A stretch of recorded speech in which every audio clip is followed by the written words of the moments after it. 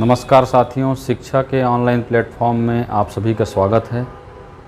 आज भारतीय इतिहास से संबंधित कुछ महत्वपूर्ण प्रश्नों का संग्रह लेकर मैं आपके सामने हाजिर हुआ हूं। तो एक एक करके देखते चलते हैं और आंसर लगाते चलते हैं। पहला है, वाहिंद का युद्ध किनके बीच लड़ा गया था? ठीक है, तो वाहिंद का प्रसिद्ध युद्ध दोस्तों महमूद गजनबी और पंजाब के शाही वंश के शासक आनंदपाल के बीच लड़ा गया था। यह जो है 1008 ईस्वी में लड़ा गया था। और आनंदपाल का दोस्तों उसके स्थानीय शासकों ने साथ तो दिया था, लेकिन दुर्भाग्यवश इस युद्ध में आनंदपाल की हार हुई थी, महमूद गजनबी जीता था। ठीक है, तो याद रखिएगा। दूसरा है, किताबुल हिंद किसकी रचना है? तो किताबुल हिंद की रचना जो है अलबरूनी ने की थी दोस्तों, याद रखिएगा। ठीक है, चलिए अगला प्रश्न, भारत पर आक्रमण करने वाला प्रथम तुर्क था? तो देखिए, पहले अरबियों का आक्रमण और उसके बाद में तुर्कियों का आक्रमण होता है। अरबियों के आक्रमण में मोहम्मद बिन कासिम के द्वारा, और तुर्कियों के आक्रमण में सबसे पहले 1001 से 1030 के बीच में महमूद गजनबी, और उसके बाद में अगला शासक आता है कौन? मोहम्मद गोरी। ठीक है, तो इसका आंसर होगा दोस्तों महमूद गजनबी। कहा जाता है महमूद गजनबी ने कुल भारत पर 17 बार आक्रमण किया था। और इसी क्रम में दोस्तों भारत के प्रसिद्ध सोमनाथ मंदिर जो गुजरात में है, इस मंदिर को उन्होंने लूटा था। ठीक है, तो याद रखिएगा। चलिए अगला प्रश्न, तराइन का दूसरा युद्ध कब हुआ था? तो देखिए, तराइन का पहला युद्ध और तराइन का दूसरा युद्ध 1191 में। कई बार यह प्रश्न पूछा गया है, याद रखिएगा।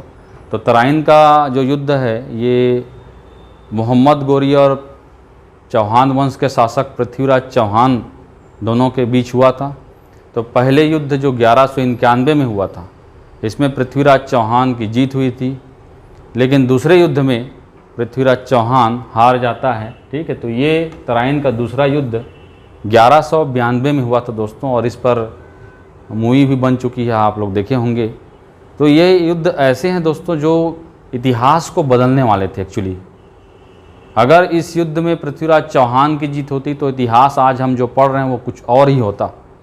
लेकिन यहाँ से मुस्लिम लोगों का भारत में विस्तार हुआ, मुस्लिम धर्म का भारत में विस्तार हुआ, और इस प्रकार से 1206 से जो हम दिल्ली सल्तनत की शुरुआत करते हैं वो 1526 तक जाता है, जिसको हम दिल्ली सल्तनत के नाम से जानते हैं।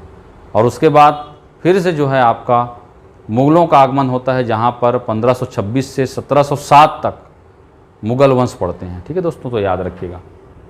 नेक्स्ट है, आल्हा और उदल नामक दो प्रसिद्ध वीर भाई। कई गानों में आपने इन दोनों नामों को सुना होगा। तो आल्हा और उदल जो प्रसिद्ध भाई थे, ये किस वंश से थे? कहेंगे तो चंदेल वंश से, मध्य प्रदेश बुंदेलखंड से। ठीक, अगला, कुतुब मीनार का निर्माण किसने आरंभ कराया था? ठीक है, तो इसने जो इसमें ऑप्शन नहीं दिया है दोस्तों। कुतुब मीनार का निर्माण कार्य कुतुबुद्दीन ऐबक ने प्रारंभ कराया था, लेकिन अपने जीवन काल में उसने उसको पूर्ण नहीं करा पाया। बाद में जो है इल्तुतमिश ने उसे पूर्ण कराया था। ठीक है दोस्तों, तो याद रखिएगा, ये प्रश्न जो है विलोपित है। कभी कभी ऐसे प्रश्न भी जो है एग्जाम में पूछे जाते हैं, तो आपको थोड़ा इन प्रश्नों को ध्यान में रखना है। दक्षिण पर अभियान के क्रम में मालिक काफूर को विश्व प्रसिद्ध कोहिनूर हीरा किसने प्रदान किया था? तो देखिए दोस्तों, खिलजी वंश में अलाउद्दीन खिलजी बहुत प्रसिद्ध शासक थे। ठीक है, लेकिन अलाउद्दीन खिलजी उत्तर भारत की ओर अभियान करने में ही सफल हुए, लेकिन दक्षिण भारत की ओर जो भी अभियान किया गया ये मलिक काफूर के नेतृत्व में किया गया था। और इन सब की चर्चा जो है खजाइन उल फतह, अमीर खुसरो की रचना खजाइन उल फतह में मिलती है। तो कोहिनूर हीरा जो प्रसिद्ध गोलकुंडा की खान में था, ये काकती वंश के शासक प्रताप रुद्रदेव, ठीक है, किसके द्वारा प्रदान किया गया था? प्रताप रुद्रदेव। ये कोहिनूर हीरा की पूरी कहानी है दोस्तों। और यही कोहिनूर हीरा आज ब्रिटिशों का जब 200 सालों तक यहाँ पर वर्चस्व था, शासन था, तब ब्रिटिशों के द्वारा इसको जो है लेकर जो है कहाँ? इंग्लैंड चले गए। ठीक है दोस्तों, तो याद रखिएगा। मोहम्मद बिन तुगलक ने राजधानी कहाँ स्थानांतरित की थी? तो मोहम्मद बिन तुगलक अगर कहा जाए तो पूरे दिल्ली सल्तनत में सबसे ज़्यादा एजुकेटेड कोई अगर व्यक्ति था तो वो था मोहम्मद बिन तुगलक। लेकिन दोस्तों याद रखिएगा, पढ़ाई के साथ साथ आपकी डेस्टिनी में जो चीज़ें लिखी हुई हैं, कुछ लक भी रहता है, और अगर वह किस्मत, अगर वह लक आपका साथ ना दे तो कभी कभी असफलता भी मिलती है, ठीक है, लेकिन उसका परसेंट सिर्फ एक होता है। और यही जो मोहम्मद बिन तुगलक है, इसने सारे काम, प्रशासनिक सुधार कार्यक्रम बहुत अच्छे किए थे, लेकिन बदकिस्मती से इसकी खुद की किस्मत ने साथ नहीं दिया था। और इसी प्रशासनिक सुधार कार्यक्रम में इसने राजधानी को भी परिवर्तित किया था, और राजधानी को ले गया था यह दिल्ली से कहाँ, दौलताबाद, देवगिरी, क्योंकि देवगिरी महाराष्ट्र में है और यह भारत के कहा जाए तो सेंटर में, केंद्र में स्थित है। इन्हीं कारणों से इसने जो है यह सोचकर कि मैं मध्य में रहूँगा तो उत्तर और दक्षिण दोनों की ओर नियंत्रित करूँगा, इस उद्देश्य से इसने राजधानी को दिल्ली से कहाँ किया था, देवगिरी किया था। लेकिन यह योजना भी उसकी क्या हो गई, असफल हो गई।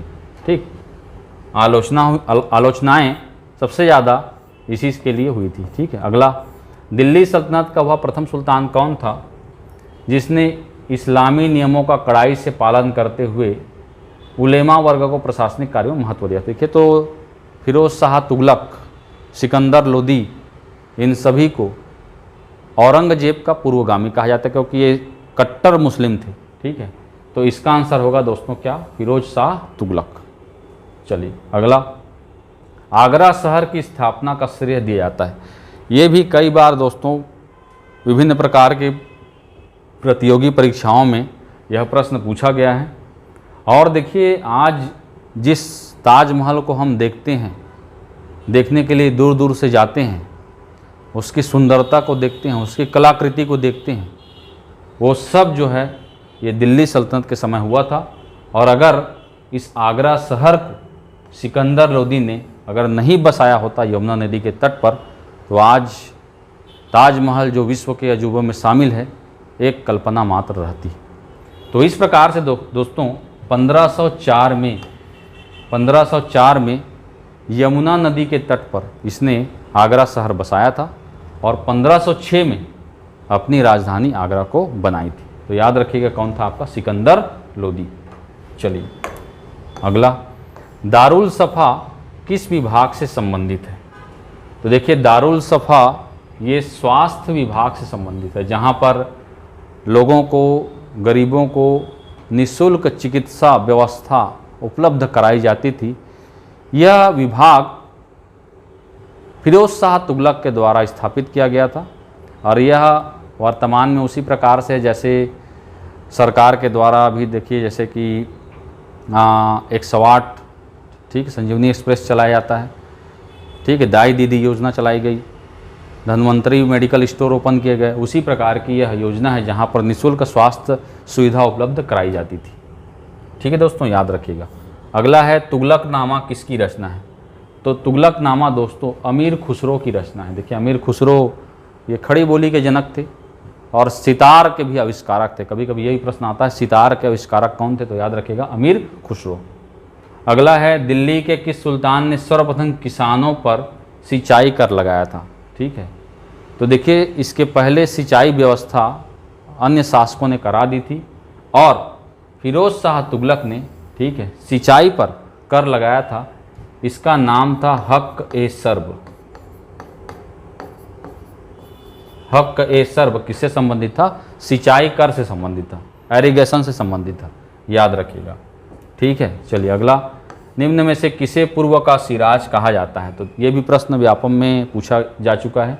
पूर्व का सिराज कहा जाता है दोस्तों जौनपुर, जो यूपी में है, जो सांस्कृतिक रूप से एक महत्वपूर्ण यूपी का उस क्षेत्र का क्या था, केंद्र था, जहाँ पर शिक्षा प्राप्त करने के लिए बहुत सारे योद्धा, जैसे कहा जाए तो शेर शाह सूरी भी यहीं जौनपुर गया था। जौनपुर के जागीरदार थे उनके पिता, और जौनपुर में ही, ठीक है, शेर शाह सूरी ने विभिन्न प्रकार की शिक्षाएं ली थी। तो ये शिक्षा के क्षेत्र में, संस्कृति के क्षेत्र में एक महत्वपूर्ण केंद्र था, इसीलिए इसे क्या कहा जाता है, पूर्व का सिराज, मतलब उगता हुआ सूरज। चलिए, विजयनगर को अब किस नाम से जाना जाता है? तो विजयनगर जो प्राचीन समय में था, हरिहर बुक्का के द्वारा स्थापित किया गया नगर था दक्षिण की ओर। विजयनगर मतलब होता है जीत का नगर। वर्तमान में इसे हम्पी के नाम से जाना जाता है दोस्तों, याद रखिएगा। ठीक है, चलिए नेक्स्ट। सूची 1 में दिए गए वंशों को सूची 2 से मिलाइए। देखिए टेबल दिया गया है। तो यहाँ पर देखिए संगम वंश की स्थापना हरिहर और बुक्का ने की थी।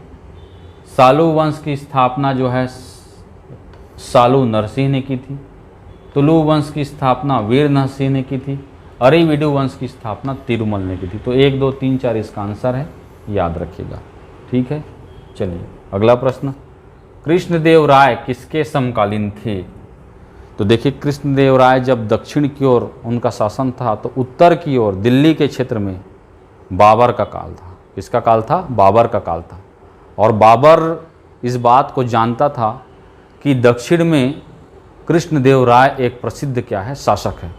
और इसी के बारे में, ठीक है, उन्होंने अपनी आत्मकथा बाबरनामा में या तुजुक के बाबरी में इसका उल्लेख किया। किसका उल्लेख किया था?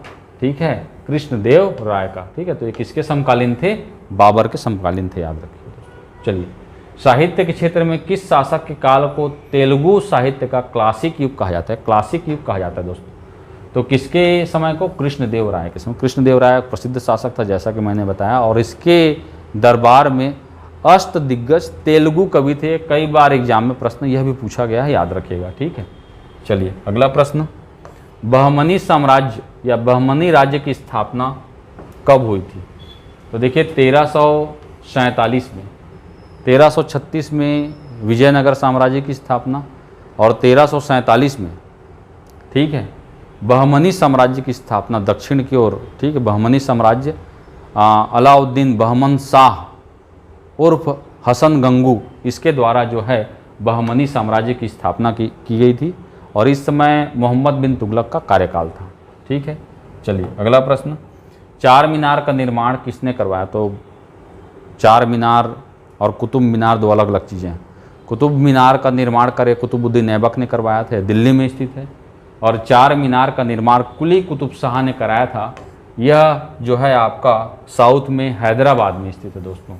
कहाँ स्थित है? हैदराबाद में। ठीक है, चलिए अगला प्रश्न। विजयनगर पर शासन करने वाले वंशों के सही कालक्रम का चयन करें। तो सबसे पहला संगम वंश, फिर सालू वंश, फिर तुलु वंश, फिर अरिविडु वंश। ठीक है, आंसर होगा आपका डी।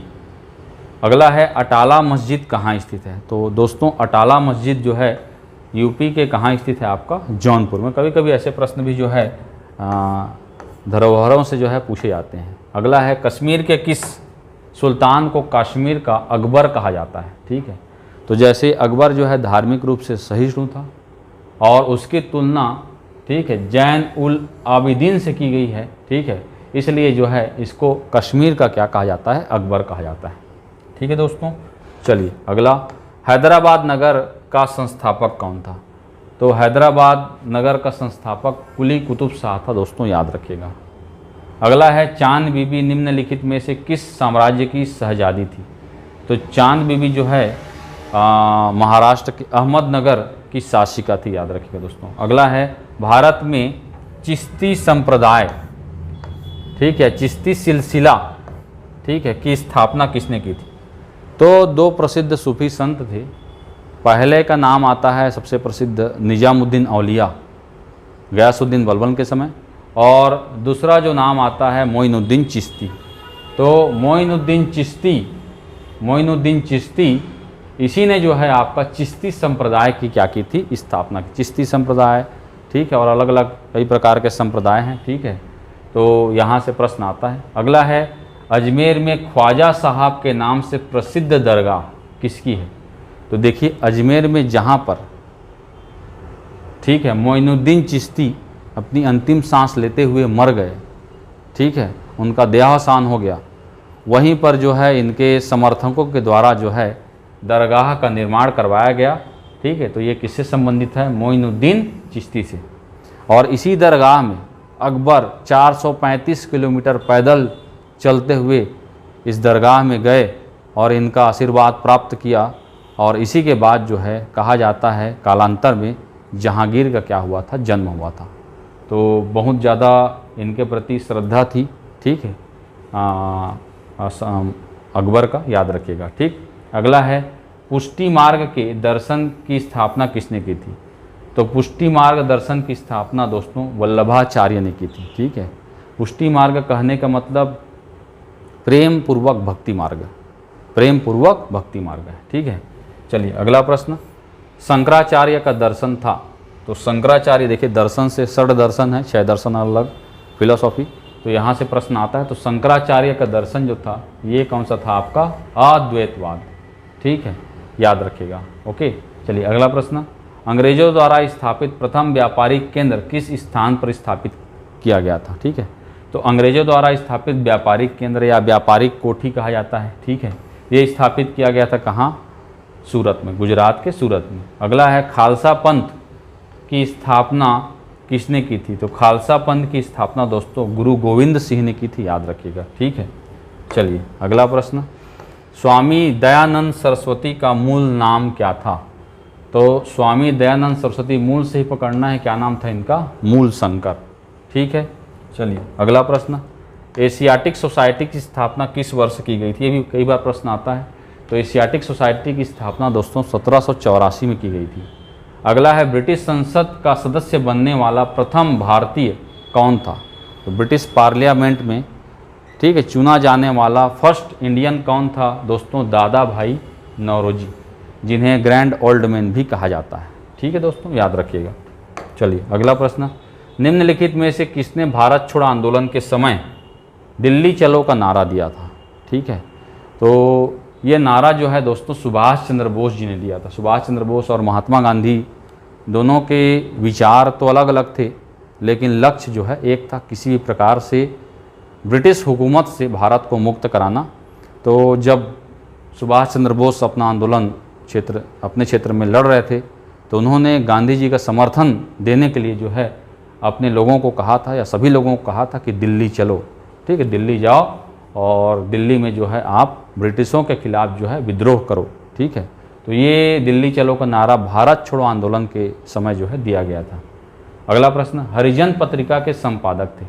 तो हरिजन पत्रिका के संपादक थे महात्मा गांधी। देखिए हरिजन पत्रिका, ठीक है, नवजीवन पत्रिका नाम था, उसी का नाम बाद में गांधी जी ने हरिजनों को समर्पित किया और उन्हीं के नाम से जो है हरिजन नाम रखा। हरि और जन, हरि मतलब भगवान विष्णु और जन मतलब जनता। ठीक है, तो इन्हीं दोनों से प्रेरित है। चलिए अगला प्रश्न, निम्नलिखित में से किस गवर्नर ने भारत में पहली बार सिविल सेवा, आप सिविल सेवा की तैयारी कर रहे हैं, आज किसकी देन है ये? तो कार्नवालिस, लॉर्ड कार्नवालिस की देन है। ठीक है, याद रखिएगा। चलिए अगला प्रश्न, गांधी जी ने दांडी यात्रा किस स्थान से शुरू की थी? तो गांधी जी ने, ठीक है, नमक सत्याग्रह इसी को कहा जाता है। ठीक है, इसमें ये सविनय अवज्ञा आंदोलन का हिस्सा था और इसमें साबरमती से गुजरात के दांडी तक, ठीक, पैदल यात्रा की थी और नमक बनाकर नमक कानून को तोड़ा था। ठीक है दोस्तों, तो इसी का नाम था सविनय अवज्ञा आंदोलन। चलिए, जलियांवाला बाग हत्याकांड, ठीक है, सुने होंगे, जलियांवाला बाग हत्याकांड एक प्रसिद्ध हत्याकांड था और ये निर्मम तरीके से यहाँ पर गोलियाँ चला दी गई थी। तो ये जो है पंजाब के कहाँ है आपका? अमृतसर में दोस्तों, याद रखिएगा। ठीक है, वहीं घटना घटित हुई थी। नेक्स्ट, निम्न में से किस व्यक्ति का संबंध बरदोली सत्याग्रह से?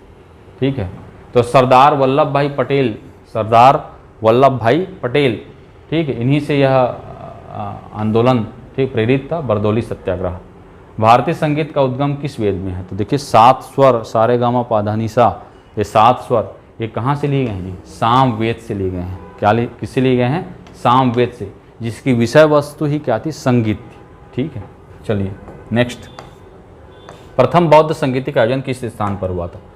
तो महात्मा बुद्ध के महापरिनिर्वाण के बाद उनके धर्म को प्रचार प्रसार करने के लिए अलग अलग जगह, अलग अलग स्थानों पर बौद्ध संगीतियाँ का आयोजन किया गया और इसी क्रम में सबसे पहला जो है राजगृह, फिर वैशाली, फिर पाटलिपुत्र, फिर कुंडलवन। तो पहला जो बौद्ध संगीति है ये राजगृह में, ठीक है, सप्तपर्णी गुफा में, ठीक है, ये किया गया था। अगला है कलिंग युद्ध किस वर्ष हुआ था? तो कलिंग युद्ध दोस्तों 261 BC में हुआ था जो एक बहुत ही प्रसिद्ध एंशियन हिस्ट्री का युद्ध है।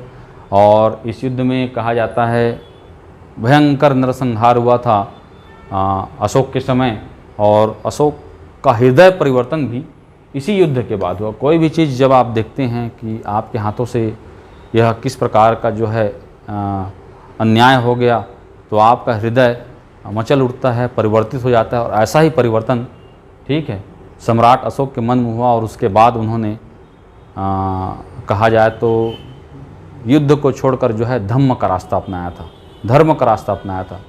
और बौद्ध धर्म के जो सुविचार थे उनको अलग अलग स्थानों पर इस अभिलेखों के माध्यम से जो है प्रचार करने का प्रयास किया था। अगला है कला की गांधार शैली का विकास करने का श्रेय किसके जाता है। ठीक है, तो इसमें आता है आपका कनिष्क। इसमें आता है क्या, कनिष्क। गांधार कला शैली मूर्ति निर्माण की कला शैली है जो यूनानी कला शैली से क्या थी, प्रेरित थी। गांधार कला शैली, ठीक है, मथुरा कला शैली, अलग अलग कला शैली होती हैं। अगला है गुप्त काल में चांदी के सिक्के किस नाम से जाने जाते। तो देखिए, गुप्त काल सिक्कों के नाम से बहुत प्रसिद्ध था। सर्वाधिक सोने के सिक्के जारी इसी काल में हुए थे, गुप्त काल में। और इस समय चांदी के सिक्के को रूपक और सोने के सिक्के को दिनार कहा जाता था। दोस्तों याद रखिएगा। अगला है अजंता की चित्रकारी में निरूपित किया गया है। देखिए, अजंता एलोरा एलिफेंटा की गुफाएं प्रसिद्ध हैं महाराष्ट्र में, ठीक है, एलोराबाद में। तो यहाँ पर अजंता की गुफाओं में बौद्ध धर्म से संबंधित जो महात्मा बुद्ध की जातक कथाएं हैं, जातक कथाएं कहने का मतलब भगवान बुद्ध के पुनर्जन्म से संबंधित कथाएं, ठीक है, इनको जो है चित्रों के माध्यम से इन गुफाओं में उकेरा गया है, बताया गया है। अगला है पांड्य राजाओं की राजधानी कौन सी थी। तो देखिए, दक्षिण में 3 वंश पड़ते हैं, चेर, चोल और पांड्य। पांड्य वंश की राजधानी कौन सी थी, आपका मदुरई। मदुरई में जो प्रसिद्ध मंदिर है जिसको कहते हैं कौन सा, मीनाक्षी मंदिर, याद रखिएगा। ठीक है दोस्तों, चलिए अगला प्रश्न।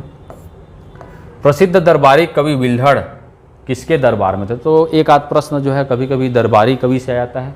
तो विल्हड़ जो है ये दरबारी कवि था किसका, विक्रमादित्य षष्ठ, चालुक्य वंश के शासक थे, याद रखिएगा। ठीक है, विक्रमादित्य षष्ठ, इसके दरबारी कवि का नाम था विल्हड़, और इसकी रचना थी विक्रमांग देवचरितम। ठीक है दोस्तों, चलिए अगला प्रश्न, 2 और बचा, फिर 50 हो जाएगा। ठीक है, चलिए अगला। इनमें से कौन सी रचना राजा हर्षवर्धन की नहीं है, देखिए याद रखिएगा। राजा हर्षवर्धन जो पुष्यभूति वंश या वर्धन वंश के प्रसिद्ध शासक थे, तो राजा हर्षवर्धन की रचना, ठीक है, एक तो आपका नागानंद है, रत्नावली है, ठीक है, लेकिन हर्षचरित और कादम्बरी ये दोनों नहीं है। तो आंसर होगा क्या, ए और बी दोनों। ठीक है, ये दोनों रचना दोस्तों बाणभट्ट की है। बाणभट्ट की रचना हर्षचरित और कादम्बरी है। ठीक है, हर्षवर्धन की रचना नागानंद, रत्नावली, प्रियदर्शिका, ये सभी है। ठीक है दोस्तों, चलिए अगला प्रश्न। इनमें से किसे प्रिंस ऑफ पिलग्रिम्स मतलब यात्रियों का राजकुमार कहा जाता है। तो चीन के प्रसिद्ध यात्री थे जो बौद्ध धर्म के प्रचार करने के लिए विश्व का भ्रमण किया, जिसमें भारत भी शामिल है। तो इसे किसे, ह्वेनसांग को, किसे, ह्वेनसांग को, ठीक है, यात्रियों को क्या कहा जाता है, राजकुमार कहा जाता है। ठीक है दोस्तों, तो ये 50 प्रश्नों का एक सीरीज था, इसको एक बार देखिएगा, सही आंसर को लगाइएगा। तो यहाँ से अगर कोई प्रश्न आता है या इससे रिलेटेड प्रश्न आता है तो आपसे ज़रूर बनेगा दोस्तों। ठीक है, तो ये आपके लिए बहुत ही हेल्पफुल रहेगा, और अगर कोई सुझाव होगा तो कमेंट्स बॉक्स में ज़रूर दीजिएगा। चलिए अगली वीडियो में फिर आपके सामने हाजिर होऊंगा, तब तक के लिए धन्यवाद, थैंक यू।